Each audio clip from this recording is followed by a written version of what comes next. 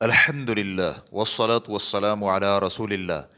Electronic کھیل سوال کیا گیا ہے، اس وقت سونی اور دوسری کمپنیوں کے وائرل اور عام الیکٹرانک کھیل کھیلنے کی بچوں کو اجازت دینے کا حکم کیا ہے؟ الجواب بعون اللہ سبحانہ وتعالی۔ ان کھیلوں کو دیکھنے والا شخص یہ اعتقاد رکھتا ہے کہ اسے ذہنی مہارت اور انفرادی تصرفات کی مہارت حاصل ہوتی ہے، اور یہ کھیلیں مختلف اور کئی طرح کی ہوتی ہیں، جن میں خیالی جنگیں ہوتی ہیں جو اس طرح کے مشابہ احوال میں تصرف کرنے کی مشق سکھاتی ہیں، یا پھر مختلف قسم کے خطرات سے نکلنے، دشمنوں سے لڑنے، مختلف اہداف کو تباہ کرنے، مختلف قسم کی پلاننگ، جنگلوں سے نکلنے، وحشی جانوروں سے بچ نکلنے، ہوائی جہازوں، گاڑیوں کے مقابلے، مختلف رکاوٹیں عبور کرنے اور خزانہ تلاش کرنے کے لیے ہوتی ہیں۔ اور کچھ ایسے کھیل ہیں جو معلومات زیادہ کرتے ہیں، مثلا کھولنے اور بند کرنے کا کھیل، مختلف ٹکڑوں میں بٹی ہوئی تصویر کو جوڑنا، عمارت بنانا اور روشنی اور سایہ کرنا۔ شرعی حکم: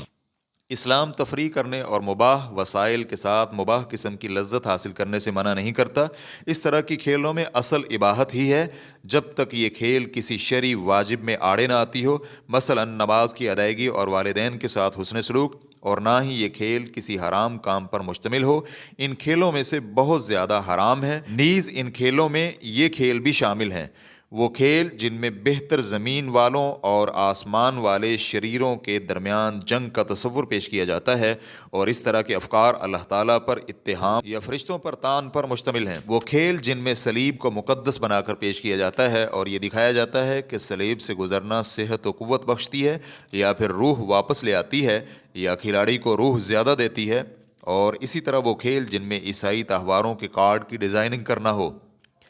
وہ کھیل جن میں جادو پیش کیا جاتا ہے یا پھر جادوگروں کو بڑھا چڑھا کر پیش کیا جاتا ہے، وہ کھیل جو اسلام اور مسلمانوں کے خلاف بغض و حسد پر مشتمل ہو، مثلا وہ کھیل جس میں کھلاڑی مکہ مکرمہ پر بمباری کرنے کی صورت میں 100 اور بغداد پر بمباری کرنے کی صورت میں 100 پوائنٹ حاصل کرتا ہے، وہ کھیل جو کفار کو بڑھا چڑھا کر پیش کرتی ہیں اور اس میں تربیت دی جاتی ہے کہ ان کے ساتھ عزت حاصل کی جائے، مثلا وہ کھیل جن میں کھلاڑی اگر کسی کافر ملک کی فوج اختیار کرتا ہے تو وہ طاقتور اور قوی بن جاتا ہے، اور اگر کسی عرب ملک کی فوج اختیار کرے تو وہ کمزور اور ضعیف بن جاتا ہے۔ اور اسی طرح وہ کھیل جن میں بچے کی تربیت کفار کے کھیل کلبوں اور کفار کھلاڑیوں کے ناموں کو اچھا جانے، وہ کھیل جو بے شرم تصاویر اور سطر والی جگہوں سے بے پرد تصاویر پر مشتمل ہوں، اور بعض تصاویر میں تو کامیاب ہونے والا ننگی تصویر کی شکل میں ظاہر ہوتا ہے، اور اسی طرح اخلاق کو خراب کیا جاتا ہے، مثلا وہ کھیل جو معشوق اور محبوبہ کو چھڑانے اور نجات دلانے کی فکر پر مشتمل ہوتے ہیں، یا کسی سہیلی کو کسی شریر یا دیندار شخص سے چھڑانے کی فکر پر، اسی طرح وہ کھیل جو جوے اور قمار بازی کی فکر اور سوچ پر مشتمل ہوتے ہیں۔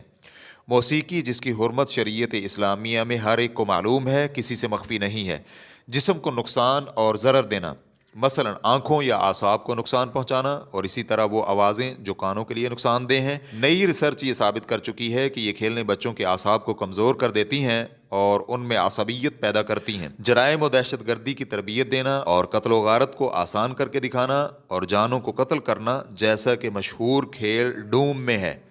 خیالاتی اور مستحیل اشیاء، مثلا موت کے بعد واپس آنا اور خارق عادت قوت کا پایا جانا جس کا کوئی وجود نہیں، اور فضائی کائنات کی تصویر پیش کر کے بچوں کی واقعیت کو خراب کرنا۔ ہم نے پوری تفصیل کے ساتھ ان کھیلوں کے عقیدے سے متعلقہ نقصانات اور شرعی ممنوعات بیان کر دیے ہیں، کیونکہ بہت سارے والدین اس پر متنبہ نہیں ہوتے اور وہ اس طرح کے کھیل اپنے بچوں کے لیے لے آتے ہیں اور انہیں ان کے ساتھ دل بہلانے کا کہتے ہیں۔ اس پر متنبہ رہنا چاہیے، لیکن اتنا ضرور ہے کہ ان الیکٹرانک کھیلوں کو معاوضہ میں کھیلنا بالکل جائز نہیں، چاہے یہ کھیلیں مباح ہی کیوں نہ ہوں، اس لیے کہ یہ جہاد کے آلات میں شامل نہیں ہیں، اور نہ ہی یہ کھیل ان میں شامل ہوتے ہیں جن سے جہاد کو تقویت حاصل ہو۔ ریفرنس کے لیے دیکھیے المسابقات و احکامها فی الشرعیۃ الامیہ، تالیف ڈاکٹر سعد الشطری، واللہ تعالی اعلم۔